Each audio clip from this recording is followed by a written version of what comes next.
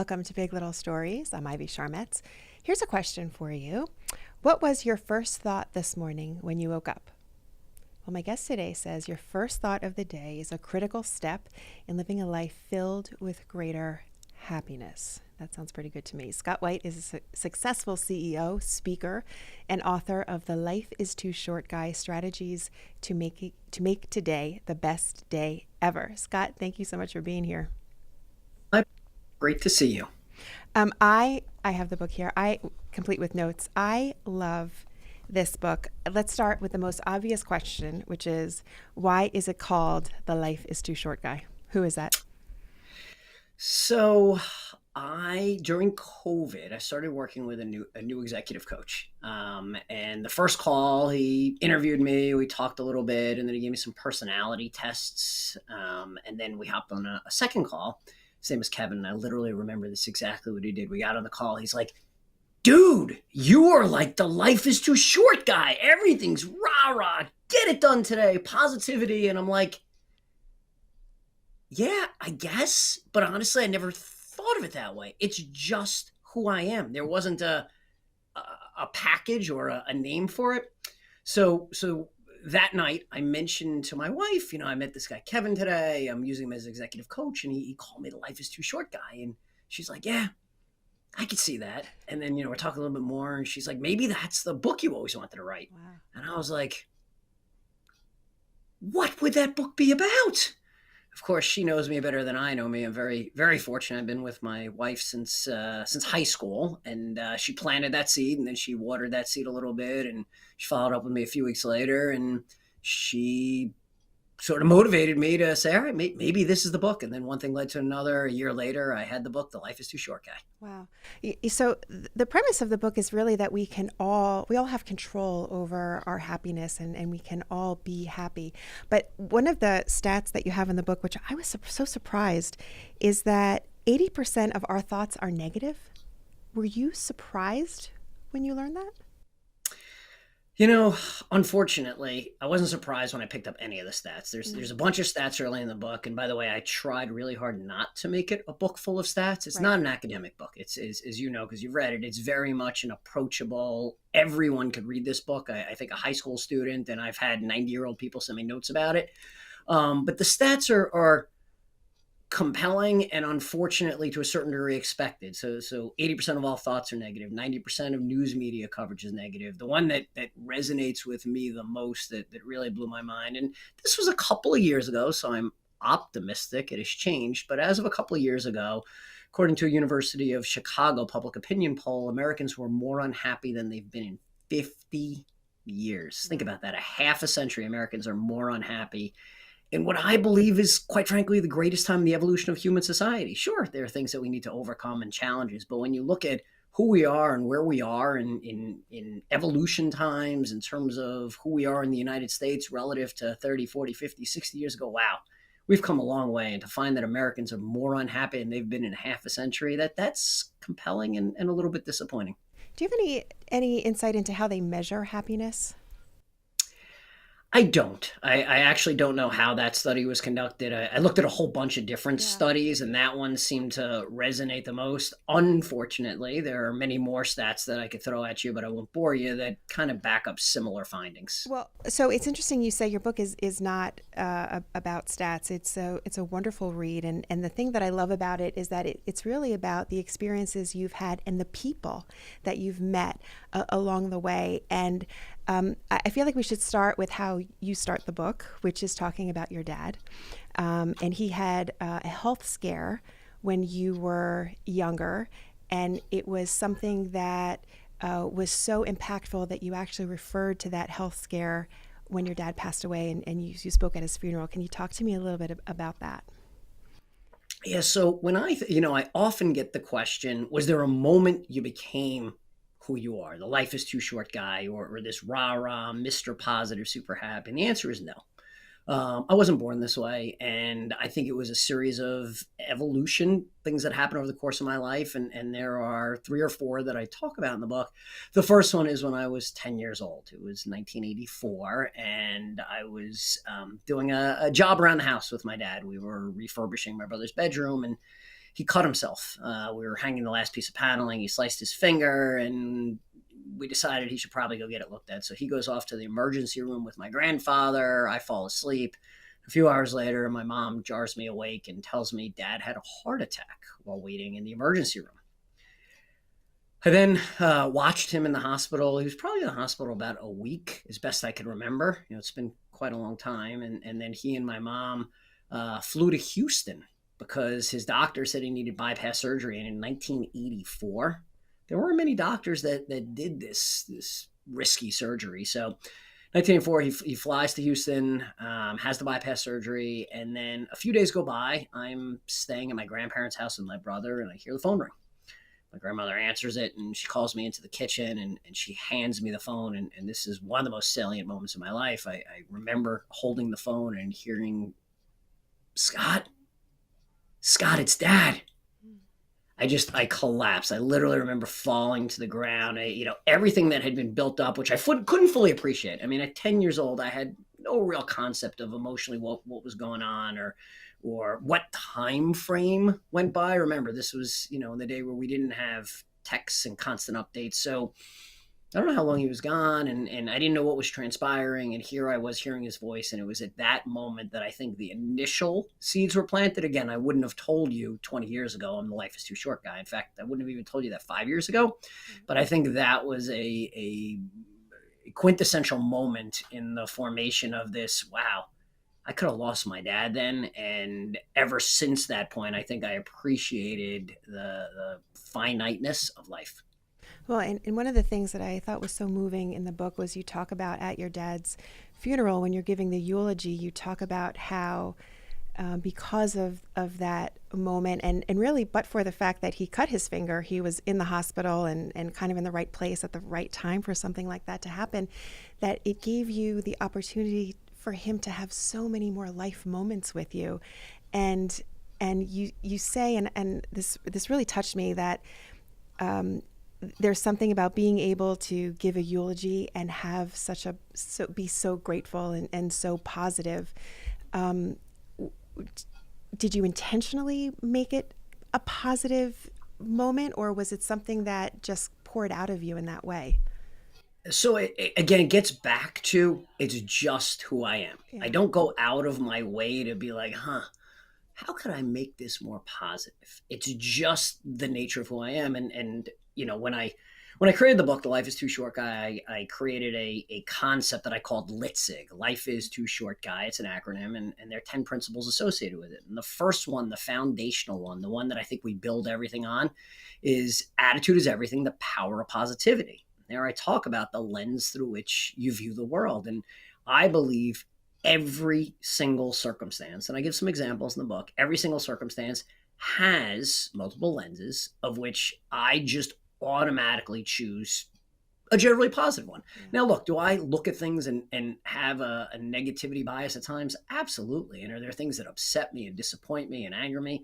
Absolutely. It's human nature. But as you said, my father's funeral was, I'd say, one of the worst days of my life, if not the worst day of my life. Yet, as you correctly pointed out, I talked about, I could have lost him in 1984. He had survived another 20 some odd years, and he got to see me graduate high school, graduate college, graduate graduate school. He got to see me get married, have children, buy a house. And yes, while he's not here today and he wasn't there to see my children grow up, and I wish he was, I was truly grateful to say I could have lost him in 1984 and he wouldn't have been there by my side all those years.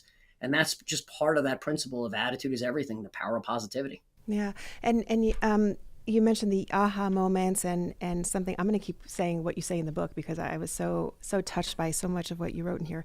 But you say we shouldn't wait for an epiphany to decide that we're going to live by these principles, and we're going to talk about the principles in a minute. But it does seem like life and death situations, either losing someone or almost losing someone, is such a powerful motivator to change your outlook on life. Talk to me about that, and how do you? It feels like when that's what's motivating you, it happens from a different place than if you maybe just decide. Would you agree? Yeah, so part of my mission with the book and now my speaking is to get people to have that aha moment, that epiphany now, today, Yeah. like literally today, as people are listening to this. Not everything's going to resonate, right? Some of the things that the listeners will hear, they'll be like, yeah, that, you know what, that just doesn't make sense for me.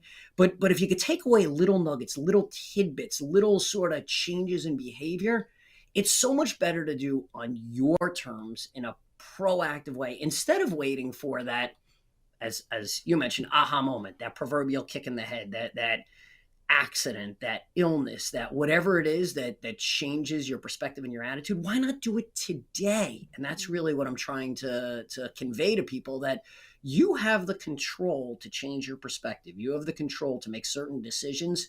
Why wait for tomorrow? Because tomorrow's not guaranteed. That's so powerful. I want to talk about your 10 principles. We're going to take a quick break. When we come back, we'll give people some tips on how they can make today the best day ever. So we'll take a break and we'll be right back.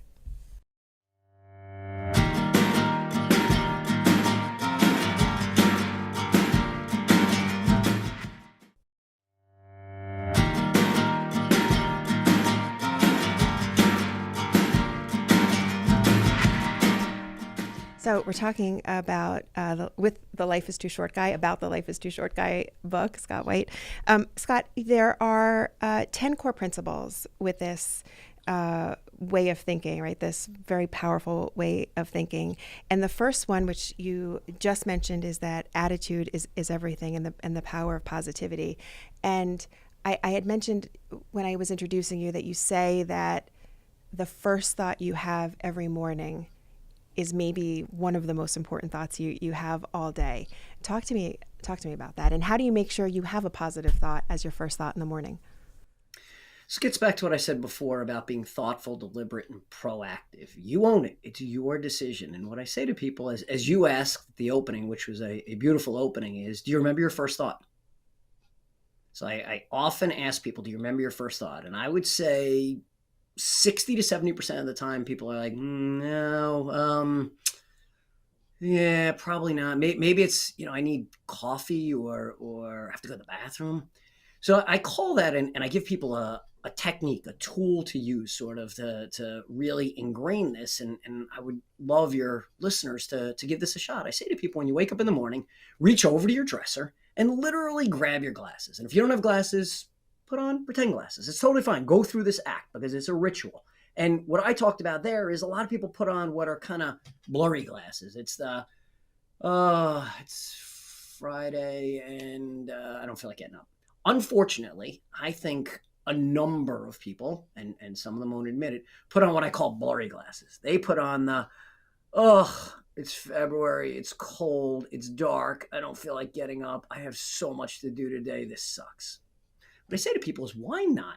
It costs you nothing, and it's so easy if you deliberately reach over, grab those glasses, put on bright, shiny, crystal clear glasses. When I woke up this morning, I was like, it's Friday. It's the sun is starting to shine. By the way, at 6:15, the sun's coming up early. I'm in bed next to the woman I love. My daughter is home from college for the weekend. Fantastic. I have an opportunity to go on Ivy's show today and talk about all these wonderful things. Boom.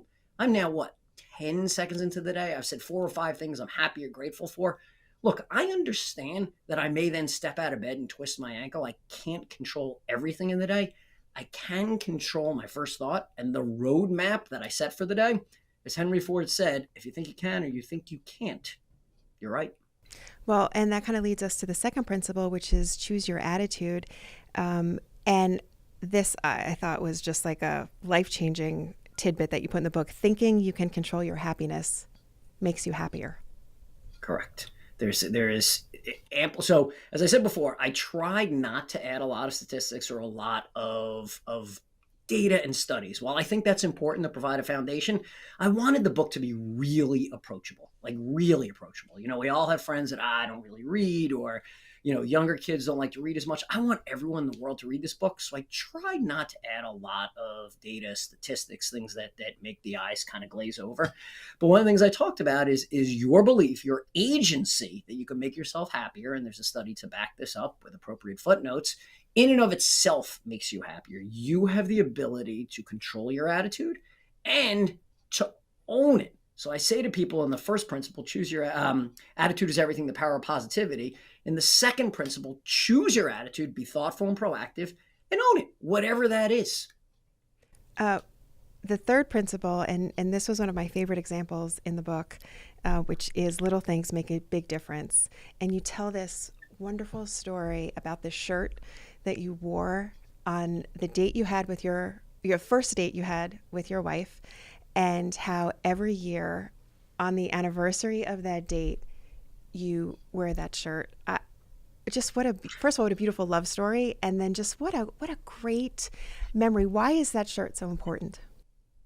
So it's a symbol. One of the things I talk about, so little things make a big difference as a principle, is a series of really small things that can have an outsized return on your happiness. And one of those is symbols. So symbols of happiness, gratefulness, love, whatever it is. We all need reminders. Again, we go through the daily grind of whatever's going on in our life, and no one's life is perfect. No one's life is everyone has things they need to deal with. So whether it's that shirt, which I've now worn on June 28th for 35 years, and I'm proud to put it on, whether it's that shirt as a symbol of our love, or whether it's I have a poem next to my desk that I read almost every day, it's just a reminder. It's those corny mugs, it's those hats, those shirts that say smile, be positive, whatever it is, they actually work. And symbols are one example of little things make a big difference.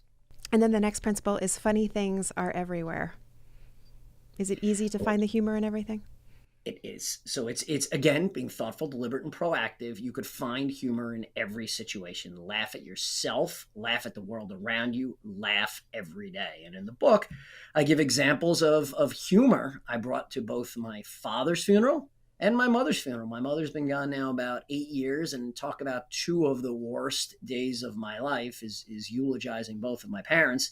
At both funerals, I used humor, and people laughed both times. So if you could find humor at a funeral, you could find humor everywhere. And there have been a number of empirical studies that I reference in the book that demonstrate that laughing creates endorphins and dopamine, which make us happier. And then minutes matter. And I think we have, about 14 million minutes of life active minutes to live our life. So the analogy that you're giving, so here I tell people that I'm not an expert on productivity or efficiency. I'm not going to teach you how to get more minutes out of your day or how to get more out of your minutes. I want you to think about your minutes differently. And what you talked about is when you're born, you have about 42 million minutes plus or minus, assuming that you have a life expectancy of 80 years. So for just making the math really easy, I say to people, assume, and everyone will have to adjust the math on their own, assume you're halfway through life. If you're halfway through life at 40 years old, you have 21 million minutes left. You're going to sleep a third of those now. You're down to 14 million minutes, which is exactly what you just referenced. And that doesn't even count the minutes you're going to lose, because invariably as we age, we're going to have illnesses, injuries, setbacks, where we're just not going to be as productive. So I really encourage people to think about their minutes, how they use their minutes, be thoughtful, deliberate, and specific in your minutes, value your minutes. And I give a symbol, a tool for people to use to think about how they're using their minutes. The next principle is learn, learn, learn. And this is another one of my favorites, because there's something you talk about where a natural curiosity, and even talking to strangers and having that curiosity that makes you want to, it's what brings people closer together. And you definitely exhibit, from the moment I met you and the first conversation I had with you, I could tell that you had this amazing natural curiosity. Why is learning important to happiness? So learning is important to happiness, to keep ourselves fresh, to keep ourselves thinking, to keep ourselves challenged, to get out of our comfort zones. So I talk there about a fixed mindset versus a growth mindset, and the ability to recognize that we all have the ability to continue to learn. And I specifically try to encourage people when they either read the book or when I speak to them to learn something totally unrelated, to do something. I've met people along this journey where people say after I spoke to them, they then learned how to play a musical instrument. Somebody decides to take pilot lessons. These are all things to get us out of our comfort zone, to challenge us, to keep us inspired and motivated. Well, and that's the next principle. Take a chance and get it done today. So here I'm really encouraging people to, again, get out of their comfort zone and chase those dreams. We're all dreamers, but we all get the yes buts. The, yeah, but it's expensive. Yes, but I don't have the time. Yes, but I don't know where to start. Yes, but what if I fail? Well, what if we eliminated those yes buts and we encourage people, and I give some tools in the book, to chase dreams, whether it's professional dreams, social dreams, hobby dreams, vacation dreams, whatever it is. So I refer to the work of Bronnie Ware in the book. Bronnie wrote a book. She's a palliative care nurse from Australia who wrote a book, The 5 Regrets of the Dying. And the biggest regret people have on their deathbeds is the regret of what they did not do. It's not the dumb mistake they made. It's the regret of what they did not do. So I encourage people, don't wait until the end and look back and say, I wish I had. Eliminate the yes buts and chase your dreams. I want to make sure we get to the rest of these principles. So the others are, you can't make it alone, which I know is something that you learned early when your dad passed away. Passion and live today, don't wait for tomorrow. Scott, how transformative is this way of thinking? If someone applies these principles, what does it really do to their life? Oh, I think that, so first of all, I don't think you have to apply all the principles, right? I give 10 principles, and as your listeners probably heard, they're fairly simple principles. That's the whole point of it. So pick tidbits of what works for you. Can't make it alone, or choose your attitude and own it, or whatever it is. And if everyone in the world can adopt a few principles, think about how much happier each person would be. And then the ripple effect that we have in the world around us as we impact other people. Just listening to this and talking about this, I think, will make the world a happier place. Is everyone capable of being happy regardless of what their circumstances are? So everyone is capable of being happier. Happier. Happy is not an absolute definition. So there's not a bar of, I need to get to happy. It is, here's where I am today, and everyone's in a different spot. And by using these principles and being thoughtful and really thinking about and being deliberate in how you approach life, you could be a little happier. And a little happier and a little happier. One of the taglines I use is making the world happier one smile at a time. If we each could be a tad happier, think about what a better world we'd live in. Oh, that's so great. The book is called The Life is Too Short, Guys, Strategies to Make Every Day the Best Day Ever. Scott, how do people get in touch with you if they want to find out more? So the best way is to check out the website, lifeistooshortguy.com. That's lifeistooshortguy.com. And you can get my social media handles there. You can find out about buying the book or find out about my speaking engagements as I'm out spreading this happiness around the world right now. I love it. I love it. Scott, we end each show with the same questions. We call it 3 big little questions. We do a little rapid fire. Are you ready? I hope so. How do you get yourself, I'm dying to hear your answer to this question. How do you get yourself out of a bad mood? I think about these principles. I just live these principles. Absolutely, 100%. There's no doubt. And people often ask me that question. Are you ever in a bad? We all are. But I look at the brighter side. I smile. I laugh. Little things make a big difference. What's your favorite karaoke song? Ooh. Let's go with Paradise by the Dashboard Light. Perfect. And do you have a favorite spot in New Jersey? What's your go-to spot in New Jersey? I think I know what you're going to say. Oh, there's no doubt Rutgers. I am proud to be a Rutgers alum. I'm passionate about Rutgers. My wife and I spent significant time there. And Rutgers is definitely my favorite place. I got a few favorite places there in particular, but yes. Thank you so much for being here today, Scott. I love this conversation. I love this book. It's something that, and I feel, I have to say, it's something that since I read it, I keep kind of like referring back to certain passages, and it's just a great book. And thank you for talking to me about it today. I appreciate it. Thank you so much. Thank you, Scott. And that'll do it for Big Little Stories for today. Be sure to check us out on Instagram at Big Little Story Show. I'm Ivy Sharmetz. I'll talk to you next time.